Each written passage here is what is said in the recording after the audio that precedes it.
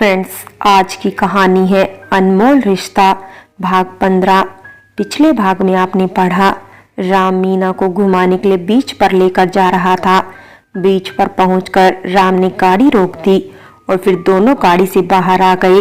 रात गहराने के कारण पूरा बीच खाली था, बस इक्का दुक्का लोग ही वहां थे। राम ने मीना का हाथ पकड़कर उसे पास में पड़े पत्थर पर बैठा दिया और खुद भी उसके सामने बैठ गया और उसे देखने लगा।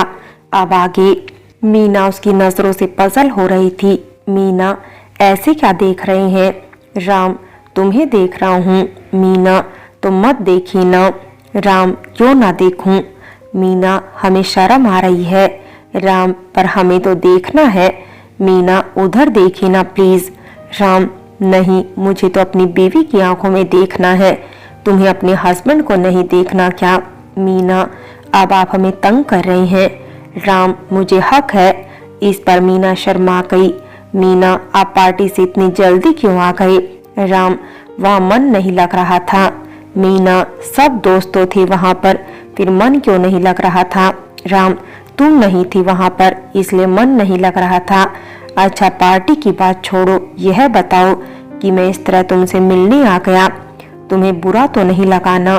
अब मीना क्या बोलती, मन तो उसका भी बहुत हो रहा था मिलने का। उसने अपना सिर झुका लिया। राम, मीना, तुम घर आ जाओ ना। मीना, पर मेरे एग्जाम। राम, मैं तुम्हें बिल्कुल भी डिस्टर्ब नहीं करूँगा, प्रॉमिस, बस दूर से ही देखता रहूँगा, और अगर कहीं प्रॉब्लम भी हुई तो मैं उसमें तुम्हारी हेल्प भी कर दूंगा। मीना हंसते हुए बोली, अच्छा, और अभी जो हमारी पढ़ाई डिस्टर्ब हो रही है आपकी वजह से, उसका क्या? राम, वापस जाकर पढ़ लेना ना। मीना मन में बोली, हाँ, जैसे अब मैं पढ़ पाऊंगी। राम, क्या हुआ, क्या सोचने लगी? अच्छा, मैं कुछ लाया था तुम्हारे लिए, और फिर अपनी पॉकेट से एक पाउच निकाला। उस पाउच को खोला तो उसमें एक बहुत ही प्यारी सी पायल थी, पतली सी, जिसके सुनहरे नग काफी चमक रहे थे। उसके घुंघरू काफी प्यारी आवाज कर रहे थे। उसने मीना को पैर आगे करने का बोला तो वह बोली, मैं खुद पहन लूंगी।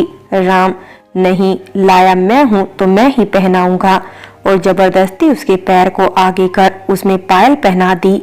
वह पतली सी पायल मीना के गोरे पैरों में बहुत खिल रही थी। मीना तो बस राम के छूने से ही जमी जा रही थी।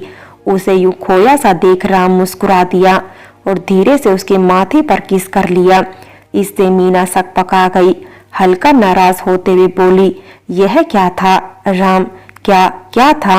मीना, अभी जो आपने किया। राम, क्या किया? बस पायल ही तो पहनाई है। मीना, नहीं, उसके बाद। राम मुस्कुराते हुए बोला, क्या उसके बाद क्या?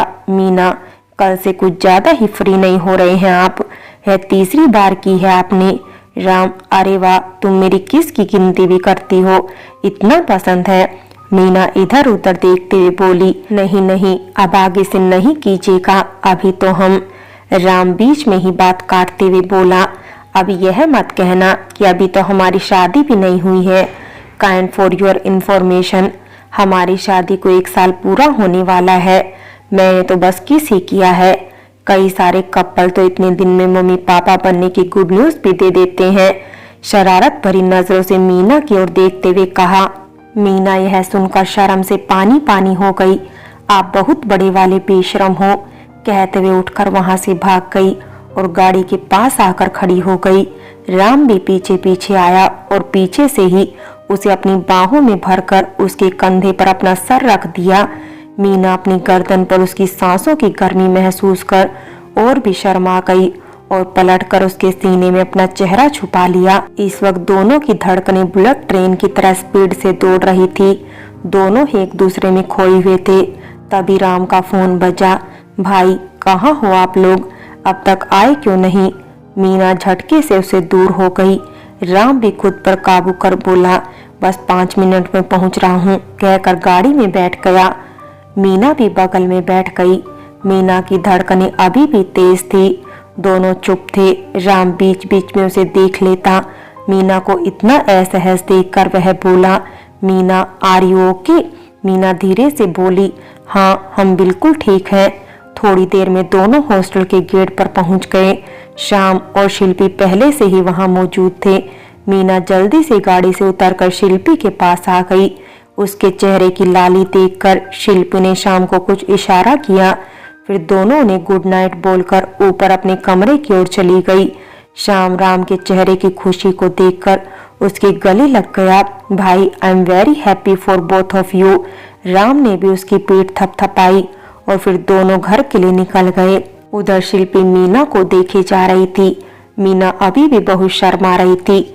शिल्पी, शर्माने का कोटा खत्म हो गया हो तो जरा इधर भी देखो। इस पर मीना और भी शर्मा कर झट से शिल्पी के गले लग गई। शिल्पी, मीना तुम खुश तो हो ना? मीना, हाँ हम बहुत बहुत खुश हैं। शिल्पी, जानती हो मीना, आज शाम भी बहुत खुश थे। इतने दिनों तक वह बहुत गिल्टी फील कर रहे थे। उसकी वजह से तुम्हारे और भाई के बीच में सब कुछ गलत हो गया। अब मीना उसकी तरफ देखने लगी। आपको पता था? शिल्पी, हाँ, शाम मुझसे कुछ भी नहीं छुपाता है। हम दोनों अपनी हर बात, हर पॉजिटिव नेगेटिव थिंकिंग एक दूसरे से शेयर करते हैं। शायद इसीलिए हम दोनों एक दूसरे के इतने करीब हैं। मीना की आंखें टपटपा गई। आप सच में हमारी शाम के लिए परफेक्ट हैं। शिल्पी, जानती हो मीना, शाम तुम्हें केवल बहन कहता ही नहीं बल्कि पूरे दिल से वह तुम्हें अपनी बहन मानता भी है। मुझे आज भी याद है, शुरू में जब उसने मुझे तुम्हारे बारे में बताया तो मैंने उससे पूछा था कि तुम दोनों सेम एज के हो और एक दूसरे के इतने क्लोज हो, फिर भी तुम दोनों एक दूसरे की तरफ आकर्षित न होकर एक दूसरे के भाई बहन की कमी को पूरा कर रहे हो। तो जानती हो उसने क्या कहा? मीना ने ना में सिर हिलाया तो वह बोली, उसने कहा कि बचपन से ही मैं उसके शरीर और आत्मा की तरह जुड़ा हुआ हूँ। उसे देखकर मुझे कभी एहसास ही नहीं हुआ कि वह मुझसे अलग है। हमेशा यही लगता रहा कि हम दोनों का आपस में जन्म से ही कोई रिश्ता है। और जब मैंने उसे राखी बांधने के लिए कहा तो वह भी तुरंत तैयार हो गई। तब मुझे समझ में आया कि भगवान ने ऊपर से ही हम दोनों को भाई बहन बनाकर भेजा है। बस गलती से दोनों को अलग अलग जगह जन्म दे दिया। और तो और हम दोनों का बर्थ डेट और टाइम भी सेम है। बस मैं 3 मिनट का छोटा हूँ उससे। और यह सब सुन मीना की आंखों में आंसू निकल आए। उसे यह तो पता था कि शाम उसे कितना मानता है, पर वह इस हद तक उसके लिए फीलिंग रखता है, यह आज जान गई। उसने तुरंत शाम को ढेर सारी स्माइली और हैप्पी फीलिंग वाला मैसेज भेज दिया। शिल्पी, अच्छा ठीक है, अब तुम भी सो जाओ। और फिर दोनों अपने अपने बेड पर चले गए। काव्या को राम का यूं पार्टी से चले जाना पसंद नहीं आया। वह अपने कमरे में बैठी उसी के बारे में सोच रही थी कि उसी वक्त उसका कजन विनय, जी हाँ, मीना से पिटाई खाने वाला विनय वहां आया। विनय, हे सिस, क्या हो रहा है? काव्या, कुछ नहीं bro. Vinay, I think you are sad. Kavya, you are right bro. Vinay, what's matter? Kavya, Ram. Vinay, wow sis boyfriend. Who is this Ram? वही जो तुम्हारे साथ कॉलेज में था। काव्या, हाँ वही राम। विनय, पर वह तो आपको भाव तक नहीं देता था। काव्या, मालूम है, पर अभी भी सिंगल है वो, एंड आई वॉन्ट हिम। विनय, तो व्हाट्स प्रॉब्लम सिस? काव्या, मीना। इस पर विनय चौंक गया। मीना, 1 मिनट सिस, राम का कोई ब्रदर भी है? काव्या, हाँ एक है, शाम तुम्हारे ही कॉलेज में पढ़ता है। विनय, ओहो, तो यह वही मीना है। पर सिस, आपको परेशान होने की जरूरत नहीं है। यह मीना तो शाम के साथ चिपकी रहती है। काव्या, पर फैमिली वाले उसे राम के साथ सेट करवाना चाहते हैं ब्रो। विनय, डोंट वरी सिस, मीना से अपना कुछ हिसाब किताब क्लियर करना है मुझे। आप बस राम को अपने करीब लाने की कोशिश करो। काव्या, किया तो था कल, उसी के लिए पार्टी भी अरेंज की थी, पर वह चला गया। विनय, डोंट वरी सिस, वह पार्टी पसंद नहीं करता तो उसे पर्सनली मिलो। Kavya, I think you are right bro. College में विनय को 2nd फ्लोर पर मीना अकेले दिखी तो वह उसके पास गया। विनय, हाय मीना, तुम तो बड़ी ही चालू चीज निकली यार। मीना, हमारा रास्ता छोड़ो। विनय, क्यों छोड़े भाई, कुछ देर हमसे भी बात कर लो। मीना, हमने कहा ना हमारा रास्ता छोड़ो। विनय, क्यों, मैंने क्या गलत कहा? एक साथ दोनों भाइयों को डेट करती हो, कभी हमें भी मौका दो, हम भी कुछ कम नहीं है। अपने चेहरे पर कुटिलता लाते हुए बोला। मीना गुस्से में उसे उंगली दिखाकर बोली, तुम जैसे लोगों को हर जगह गंदगी ही दिखती है, क्योंकि तुम्हारी सोच पूरी की पूरी गंदी हो चुकी है। हम क्या करते हैं क्या नहीं, इसका हिसाब रखने की तुम्हें जरूरत नहीं। विनय उसकी कलाई पकड़ते हुए बोला, हिसाब तो रखना ही पड़ेगा ना बेबी, आखिर उसे क्लियर भी तो करना है। मीना ने हाथ छुड़ाने के लिए उसे धक्का देना चाहा, पर विनय ने काफी जोर से कलाई पकड़ी थी। इसी धक्का मुक्की में मीना का बैलेंस बिगड़ गया और वह सीढ़ियों से नीचे गिर गई। उसे नीचे गिरते देख वह वहां से चुपचाप खिसक गया। संयोग से अनिल, जो कैंटीन का स्टाफ था, स्टाफ ऑफिस से चाय देकर कैंटीन वापस जा रहा था।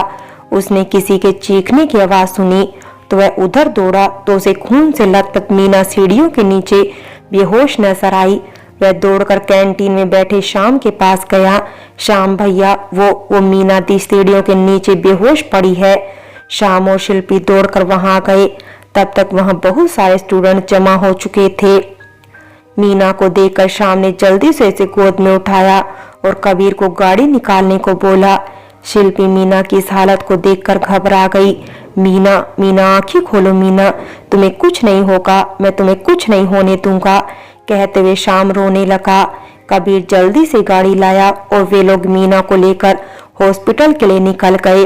नजदीक में सिटी हॉस्पिटल होने के कारण वे लोग उसे वहीं लेकर चले गए। उसी हॉस्पिटल में डॉक्टर रमेश भी थे, जो श्याम के डैड के अच्छे दोस्त व उनके फैमिली डॉक्टर भी थे। उन्होंने जब मीना को इस हालत में देखा तो श्याम से पूछा, यह सब कैसे हुआ? श्याम, अंकल, मीना सीढ़ियों से नीचे गिर गई।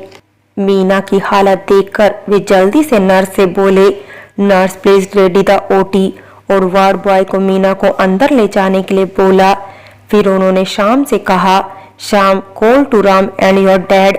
मीना का हस्बैंड होने के कारण राम का यहाँ होना जरूरी है। मैं ऑपरेशन की तैयारी करता हूँ, राम आ जाए तो पेपर की फॉर्मेलिटी पूरी करवा लेना, कहकर वे ऑपरेशन थिएटर में चले गए। चूंकि वे फैमिली डॉक्टर थे तो उन्हें राम और मीना की शादी के बारे में पता था। वहां श्याम के साथ साथ कॉलेज के कुछ स्टूडेंट्स भी थे। यह सुनकर वे सब श्याम की ओर देखने लगे। शिल्पी और कबीर ने उन लोगों को शांत रहने का इशारा किया। श्याम ने राम को फोन लगाया। फ्रेंड्स, बाकी की कहानी अगले भाग में देखें और अगर कहानी अच्छी लगी हो तो लाइक करें, शेयर करें और प्यार भरी कहानी चैनल को सब्सक्राइब करें।